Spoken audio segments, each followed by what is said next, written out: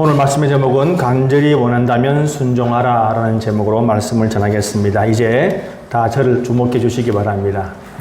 지금 우리가 보고 있는 열왕기서는 열왕이라는 말은 많은 왕들의 이야기, 그런 말입니다. 그래서 열왕기는 왕들의 이야기인데 우리가 아는 바대로 이스라엘은 사울이 초대 왕이죠. 그래서 사울, 그 다음에 다윗, 그 다음에 솔로몬, 이때까지는 나라가 하나였어요. 그래서 우리가 통일왕국 시대라고 부르고 각기 40년씩 통치해서 거의 120년입니다.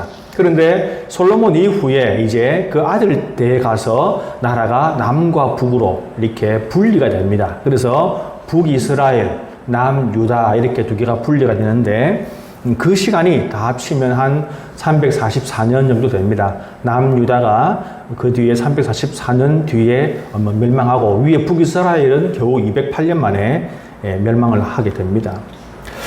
그때의 그 시대에 왕들을 중심으로 했던 그 나라의 역사, 이스라엘의 역사가 바로 이 열왕기서인데요.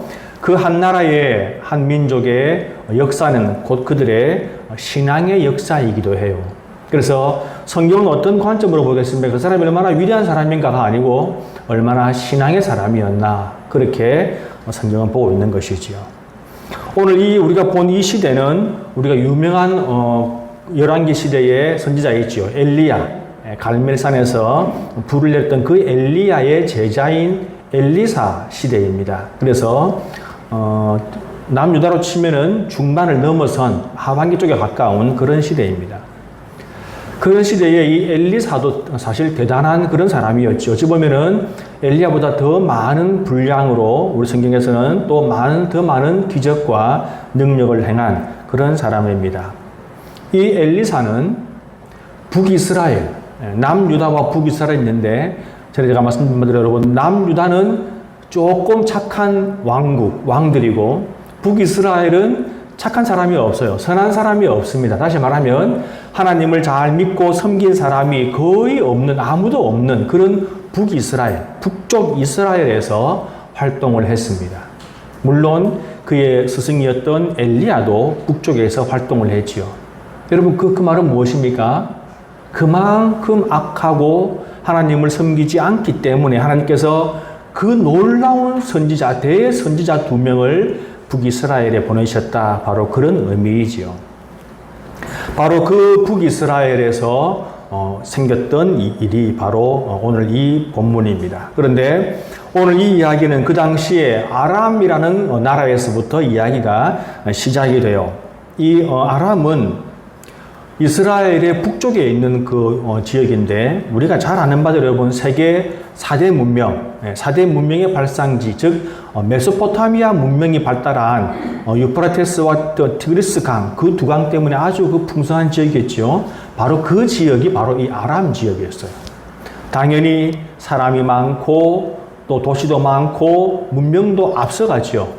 그래서 이 아람은 나중에 갈대아나 혹은 아수르 혹은 바벨론, 페르시아가 모두 이 지역을 중심으로 이렇게 일어서게 됩니다. 그 정도로 그런 아주 풍요로운 땅이었고, 당연히 그 나라는 주변을 제압하는, 주변을 아주 억누르는 그런 강대한 그런 나라가 바로 이 아람이었다는 것이지요.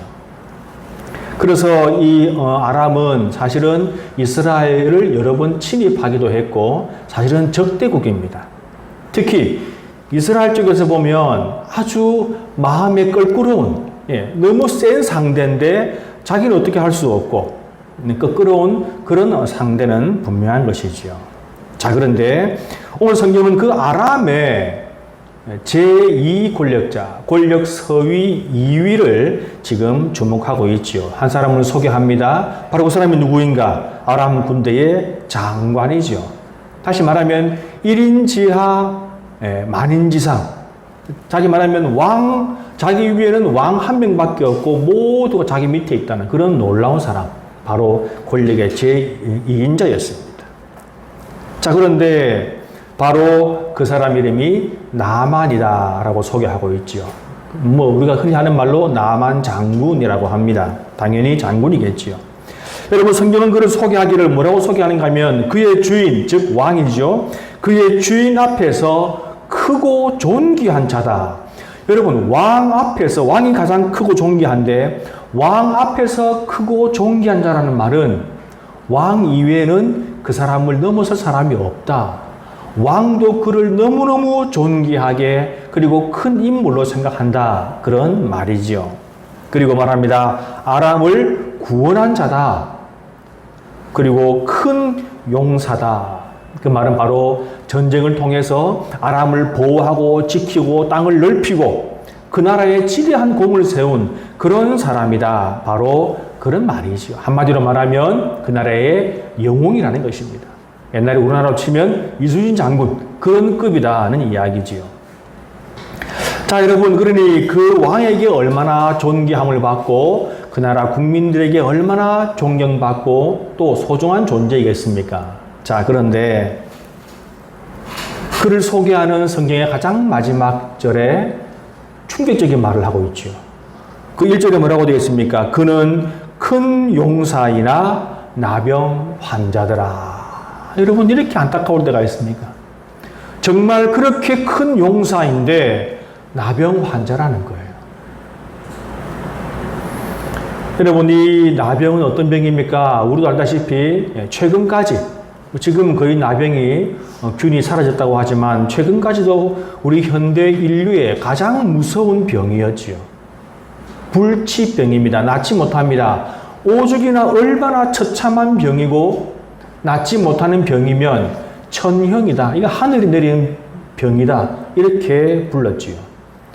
동서고금을 막론하고 나병에 걸리면 모두 추방하고 격리합니다. 접촉하지 않지요. 접촉에 해서 오르는 병이 맞거든요, 사실은. 그래서 접촉하지 않고 격리시키고 추방당하는 그런 병인 것입니다. 신경이 죽어가고 그리고 몸이 썩어 들어가도 모르는 그런 병으로 우리가 알고 있습니다. 그런데 그 아람 대제국의 권력 서위 2위인 나아만 장군이 나병 환자였다는 것입니다. 자, 그런데 그가 얼마나 큰 인물인지 나병 환자임에도 추방당하거나 격리되지 않았어요. 정말 놀라운 일이죠. 성경에 이런 일이 별로 없습니다. 그리고 온 국민이 얼마나 그를 의지하는지 또한 알 수 있는 것입니다. 전쟁이 나면 그가 출전해야, 그가 참가해야 전쟁에서 승리한다는 것입니다. 그리고 더더욱 놀라운 사실이 무엇인지 아십니까, 여러분? 오늘 우리가 본문 읽지 않았지만 우리가 읽은 본문의 뒤에 보면 그 아람 제국의 왕이 있는데요. 그 왕이 아마 이렇게 연로했던 것 같습니다. 쉽게 말하면 할아버지 왕이라는 것이지요. 그 할아버지 왕이 또 자기가 섬기는 신이 있겠지요. 그 신에게 이제 경배드리고 제사를 드리러 갈 때에 누구와 가는가? 바로 이 나만과 간다는 거예요. 나만의 손을 잡고 붙잡고 함께 들어가서 그 나만의 팔에 의지해서 절을 한다는 겁니다. 나만이 그 왕을 부축한다는 거예요. 여러분, 이 나병 환자인데 가까이 가기도 어려운 상황인데 그를 붙잡고 그에 의지해서 그 예배를, 경배를 한다는 것입니다. 여러분, 나만이 어떤 위치인지 아시겠죠? 그 왕에게 어떤 존재인지, 그 백성들, 그 나라의 어떤 존재인지 우리가 충분히 알 수 있는 그런 것이 바로 그 본문인 것입니다. 성도 여러분, 우리가 한번 질문해 볼까요? 그럼 여러분, 과연 나만은 개인적으로 봤을 때 행복했을까요? 불행했을까요? 강대국의 권력 서위 2위, 그 높은 자리, 누구나가 부러워하는 그 자리에 있으니까 또 많은 사람들에게 사랑받고 존경함을 받으니까 행복했을까요? 아니면 그 나병이라는 것 때문에 그는 불행한 삶을 살았을까요? 여러분, 그렇습니다. 사람들은 누구나 완전한 완벽한 삶을 꿈꾸지만 누구든지 이런 아픔, 이런 불행, 이런 것을 몇 가지 다 가지고 살아갑니다. 우리가 다 몰라서 그렇지요. 우리가 행복한 면을 바라보면 행복한 인생인 것 같지만 이 불행한 면을 바라보고 불행한 면만 바라본다면 그 또한 불행한 삶이 될 것입니다. 여러분, 그러므로 중요한 것은 무엇인가 하면요, 우리의 인생 가운데 어려운 부분, 불행한 부분이 있다면 그것만 바라보고, 아, 내 인생은 불행해, 내 인생은 이런 거야, 여러분, 그렇게 단정 지어서는 안 된다는 것입니다.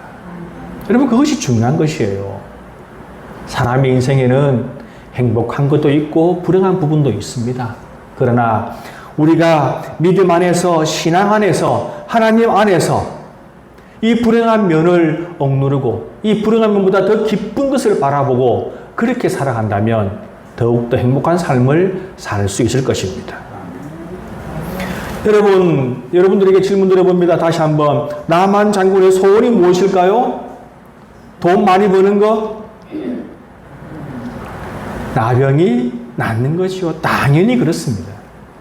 그런데 그의 소원이 이루어질 확률이 있습니까? 없잖아요. 여러분, 나병이 치유된다. 물론 초기 나병에서 치유된 사람이 간혹은 있습니다. 그러나 여러분, 나병이 심각한 상황에서 치유된 경우는 없습니다. 그의 소원, 그의 가족들의 소원, 그의 간절한 소원은 나병만 나을 수 있다면, 이 병만 나을 수 있다면, 여러분, 그 병이 난다면 지구 끝까지라도 아마 그는 달려갈 것입니다. 왜요? 강대국, 대제국의 높은 사람이니까요. 그런데 그의 인생이 역전되는 사건이 있지요.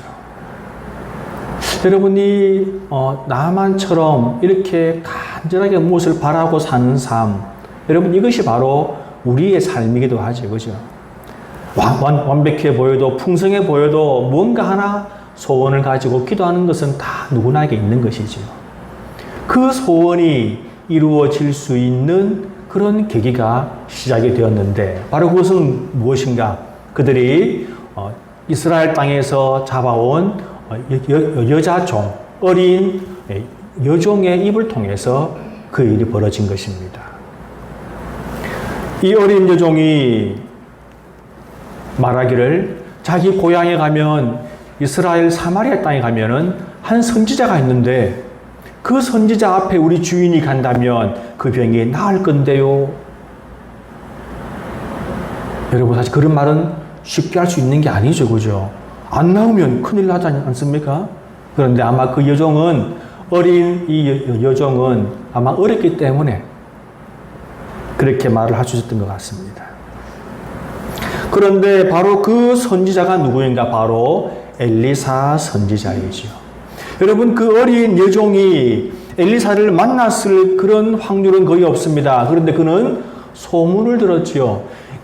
이스라엘 사람 치고 이 엘리사의 소문을, 엘리사 이름을 모르는 사람은 거의 없었을 것입니다. 단지 엘리사의 능력을 믿는가 안 믿는가의 차이는 있겠지요. 그런데 이 여종은 그것을 믿었다는 거예요. 여러분, 엘리사는 하나님의 사람입니다. 다시 말하면 하나님의 능력을 행하는 사람이지요. 그렇다면 엘리사의 능력을 믿는다는 것은 하나님의 능력을 믿는 것입니다. 여러분, 비록 어린 여종이었지만은 그것을 믿고 있는 거예요. 소문으로만 들었지만 그런 분이 있대, 그분이 그렇게 고쳤대, 낫게 했대, 하나님의 능력을 보인대, 그것을 믿고 나만에게 이야기를 했다는 것입니다. 여러분, 이 어린 여종은 그냥 해본 말인지도 모르는데 사실 이 나만의 가족들은 그것을 진지하고 심각하게 들었습니다. 왜요? 아직 그 어디서도 나병을 고친다는 말은 들어본 적이 없는데, 사실이든 아니든 맞든 안 맞든 그런 이야기가 들렸다는 것 자체가 그들에게 희망을 주었다는 것이요. 그래서 나만은 그 어린 여종의 말에 희망을 가집니다. 왜요? 그만큼 절박하니까요. 여러분, 심각한 질병에 걸린 사람은 용하다는 병원, 용하다는 사람을 찾아서 전국을 다 다닙니다. 그만큼 절박한 것이지요. 그래서 이제 나아만은 병사들을 이끌고 이스라엘로 출발하고 엘리사에게로 향하는 것이지요. 여러분, 그의 행차가 얼마나 대단했겠습니까? 그 약소국인 이스라엘에서는 난리가 났겠죠. 우리가 성경을 보면은 그 왕은 왜 나한테 그걸 고치라고 하는 거야? 왕은 너무너무 또 두려웠어요. 왜요? 이걸 핑계로 침입할까? 여러분, 침범하는 것도 여러분, 명분이 있어야 됩니다. 그래서 그들은 명분 좋잖아요. 요 조그만한 요 북이스라엘 왕이 우리 왕의 부탁을 거절했다. 이렇게 명분을 세우고 갈 수도 있는 것이죠. 그래서 그 명분을 꽃두리를 잡으려고 그런 것이 아닌가 하고 그 이스라엘 왕 여호람이라는 왕입니다. 그 왕은 그 왕국은 발칵 뒤집히게 되지요. 여러분 잠깐 생각해 보십시오. 여종과 여호람 그 왕의 차이는 무엇입니까? 여러분 이 여호람이 이 엘리사의 존재를 몰랐을까요? 잘 아는 사람입니다. 그런데 그 어린 여종은 엘리사가 고칠 것을 믿었고 이 여호람은 엘리사를 생각하지도 못하는 거예요. 그가 어떤 사람인지 하나님의 사람인지 하나님의 능력을 행하는지 관심도 없고 오로지 절망에 빠져 있는 것이지요. 여러분 그래서 이제 이 여호람의 소개로 이 엘리사를 찾아갑니다. 엘리사가 왕에게 옷 찢지 말고 걱정하지 말고 나한테 보내세요. 그렇게 합니다. 이제 그들의 기병들과 마차와 그리고 병거를 왜 끌고 왔는지 모르겠어요. 병거는 아주 쉽게 말하면 전차, 탱크에 말이 끌고 이렇게 그 위에 궁수와 창병이 타고 아주 막 무서운 무기죠. 말을 달려서 오면은 굉장히 무서운 무기입니다. 그렇게 위용을 갖추고 이제 엘리사의 집에 갔습니다. 이 나만이 생각하기에 우리 아람 이 제국의 국방장관 내가 왔다면 맨발로 우리 흔히 하는 말로 버선발로 뛰어나오지 않겠나 하고 그 집 앞에 딱 가가지고 집의 주인에게 알려라 내가 왔다 그렇게 이야기를 했습니다. 보통 경우에는 주인이 가장 높은 사람이 뛰어나와서 그에게 절하고 엎드려서 그를 경배했을 것입니다. 그런데 엘리사는 그렇게 하지 않지요. 엘리사는 나와보지도 않습니다. 그리고 사람을 시켜서 그냥 집에 앉아서 사람을 시켜서 말만 전하지요. 여러분 왜 그랬을까요? 엘리사가 왜 그렇게 했다고 생각하십니까? 여러분 지금 엘리사는 하나님의 일을 대신하는 사람이에요. 하나님의 능력을 대신 행하는 사람입니다. 하나님의 말씀을 대신 전하는 사람이에요. 그러므로 이 엘리사가 나하만 앞에 무릎 꿇고 절해야 할 이유는 하나도 없는 것입니다. 오히려 나하만이 절하고 엎드려야지요. 사람을 시켜서 한다는 소리가 무엇입니까? 저기 요단강에 가서 몸을 7번 씻으라. 그러면 내 살이 회복되어서 깨끗하리라. 뭔 말도 안 되는 소리를 하고 있는 거예요. 여러분 이 요단강은 이 보통 지면보다 상당히 낮습니다. 대개가. 그래서 이렇게 계곡으로 내려가서 요단강에 몸을 씻어야 돼요. 그리고 저는 요단강 안 가봤지만 사진으로 보면은 요단강은 그렇게 큰 강도 아니고 또 깨끗한 물이 흐르는 강도 아닙니다. 좀 황토물 비슷하게 그렇게 물이 흘러요. 여러분, 이 나아만에게 이런 명령을 내렸다.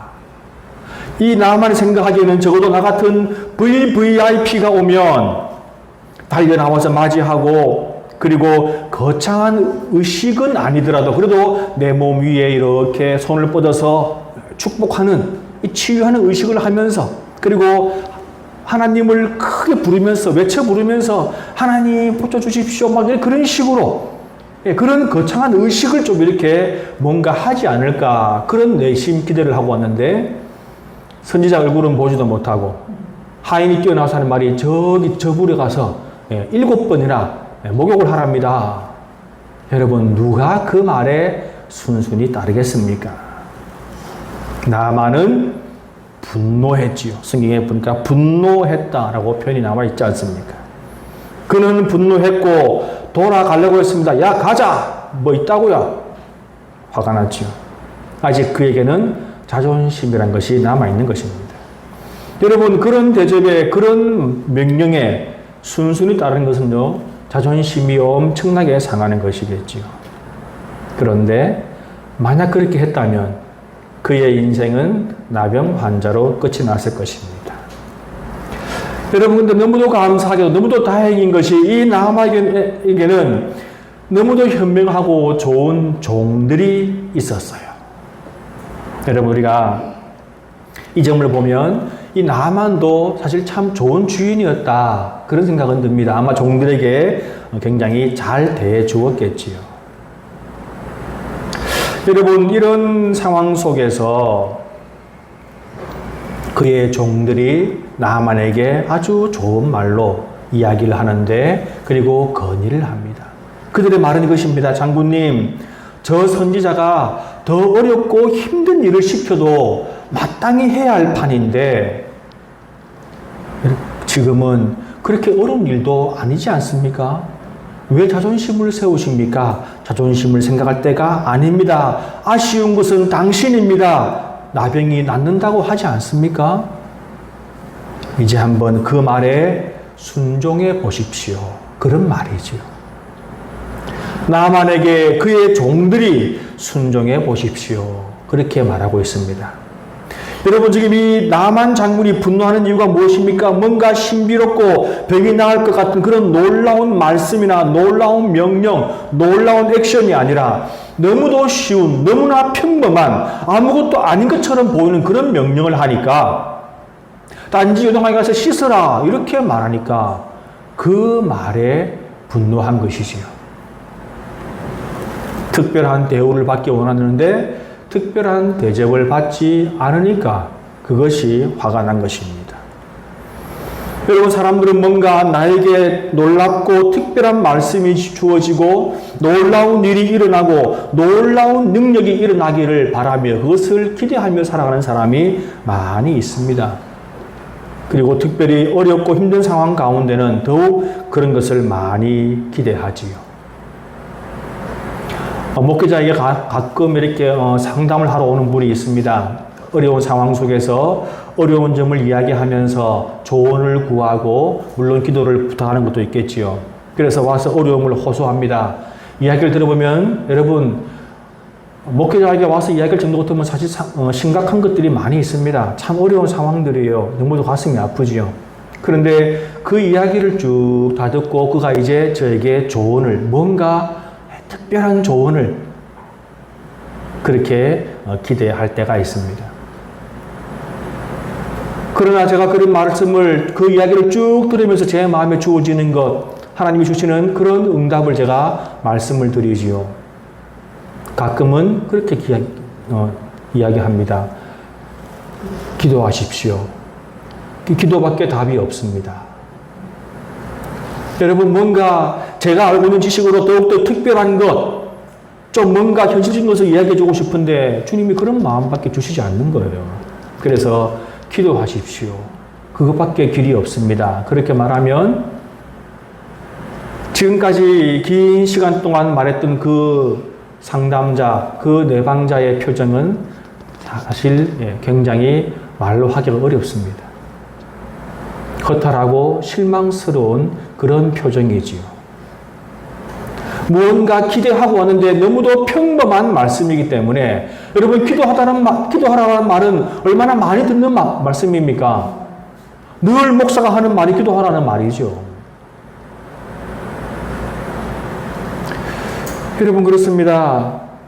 그들은 왜 당황한 표정을 짓는가? 뭔가 특별한 것을 요구하고 왔는데 너무도 평범한 말씀을 주시거든요. 어디서나 들을 수 있는 말, 늘상 목회자가 하는 말, 그런 말을 들으니 당황하는 것입니다. 사람들이 살아가다가 어려운 일을 당합니다. 그래서 참 주님의 말씀이 무엇이라고 할까? 말씀을 기대하고 성경을 펴니다. 그래서 무엇인가 좀 나의 어려움을 해결하는 데 도움이 될 만한 그런 특별한 말씀이 없는가라고 읽고 또 읽어보는데 늘 듣는 말씀, 그런 말씀. 특별한 것이 없는 그런 말씀들 뿐이라 곧 성경을 덮어버리고 맙니다. 나아만과 같이 특별한 것을 기대했는데 실망하는 그런 경우인 것이지요. 너무도 평범하게 들리는 말씀이기 때문에 실망하고 돌아서는 사람들이 있다는 것입니다.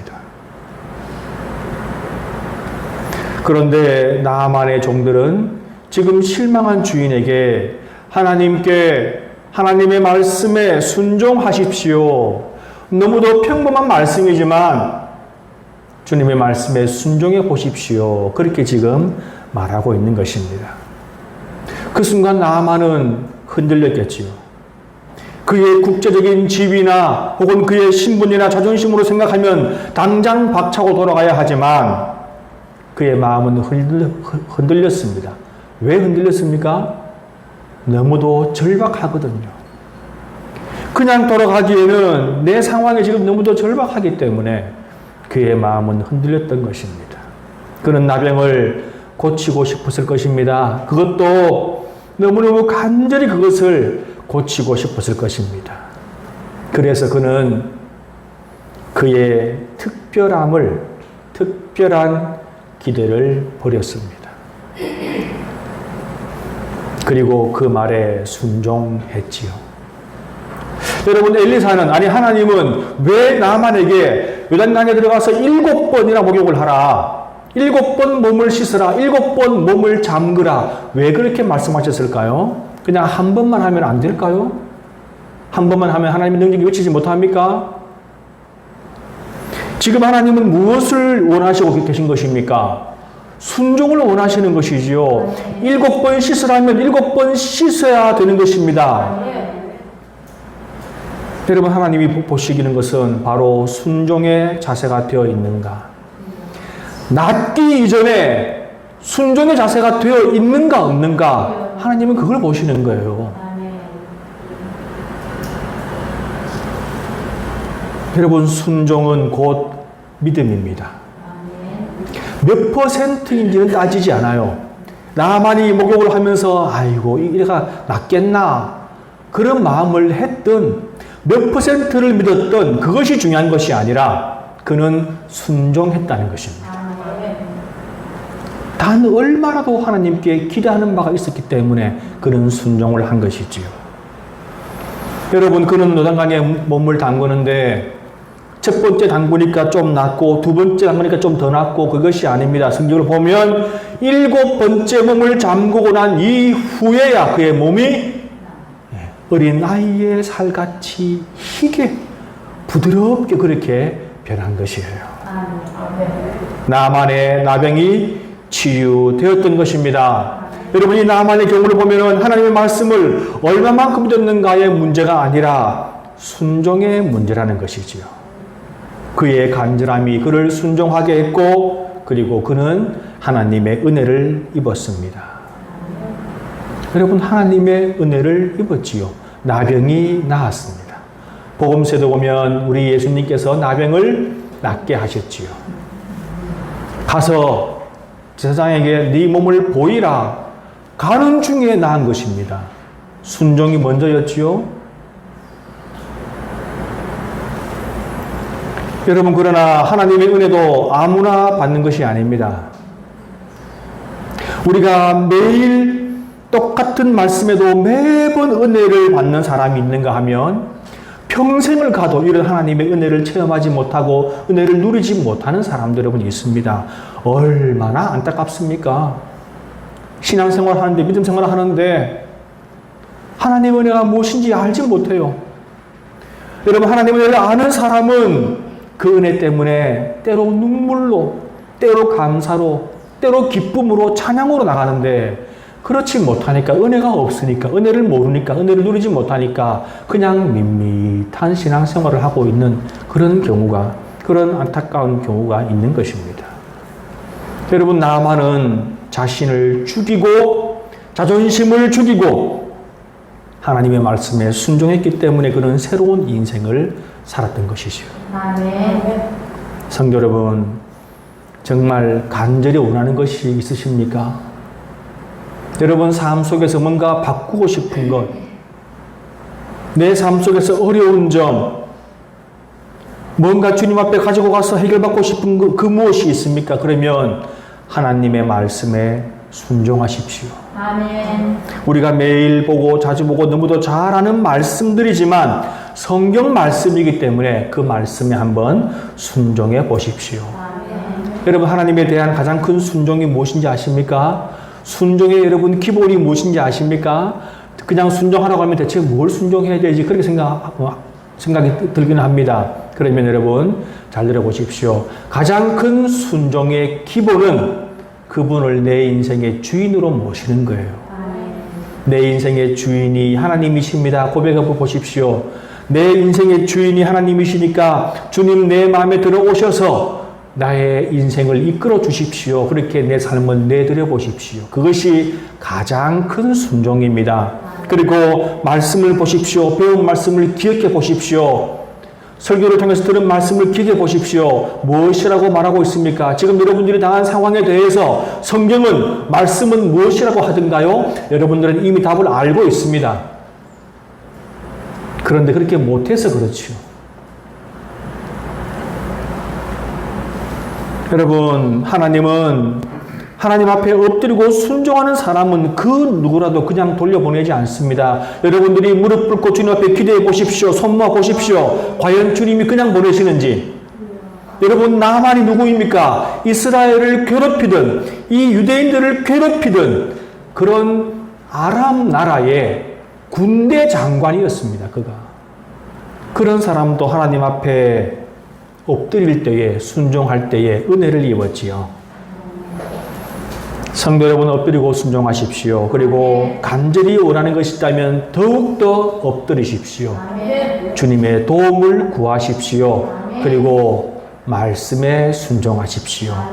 그러면 하나님의 은혜가 있을 것입니다. 이런 하나님의 은혜를 누리는 저와 우리 모든 성도님 되시기를 주님의 이름으로 축원합니다.